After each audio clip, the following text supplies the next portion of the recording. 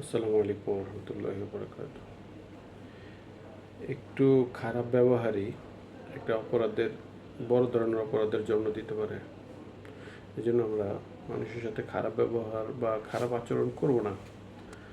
হোক সেটা যে কোনো ধরনের খারাপ আচরণ বা গালিগালাজ।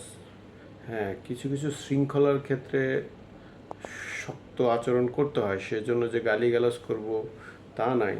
শক্তভাবে বোঝানোর জন্য চেষ্টা করব, শক্তভাবে এভাবে বুঝাবো যে যার কারণে বিশৃঙ্খলা হচ্ছে সে অবশ্যই বুঝতে পারে যে আমার কারণে এটা হচ্ছে।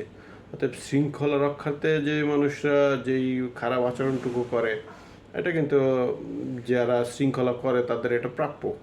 কিন্তু এই জন্য যে একটা মানুষ যে একটা খারাপ আচরণ কারণ ছাড়া যে মানুষ খারাপ আচরণ করবে, এই জিনিসটা কিন্তু ঠিক না।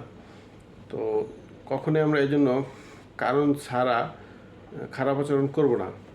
হ্যাঁ, অনেক আমি এরকম অনেককে দেখেছি যে একটা ছেলে নিরীহ ছিল, নিরীহ থাকার দরুন এলাকার বড় ভাই তাকে পেলেই শুধু মারতো, শুধু মারতো মারতো, দেখলেই শুধু মারতো।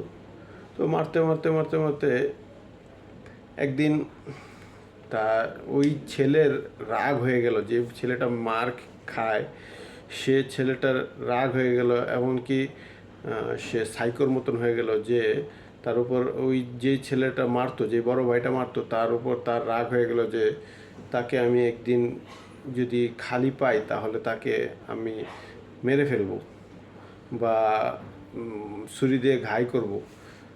তার ভিতর কিন্তু ওই হিতাহিত জ্ঞানটুকু ছিল না যে এটা অপরাধ হয়ে যায়।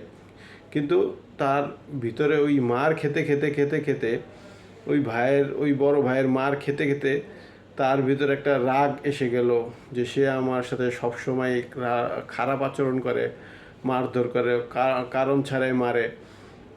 এটা তো অবশ্যই একটা কষ্টদায়ক বিষয়, তার জন্য একটা পেইনফুল বিষয়।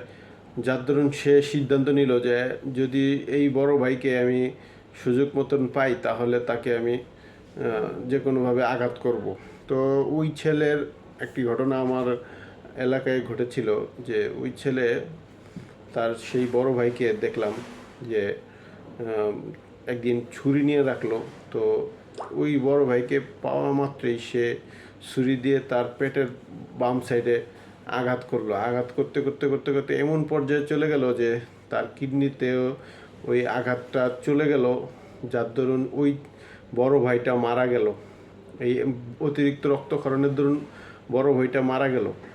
তো এটা আমি যেটা বুঝি যে আসলে যারা খারাপ আচরণ করেন এটা তাদের ন্যাচারালগত বিষয়, এটা তাদের পারিবারিক শিক্ষা।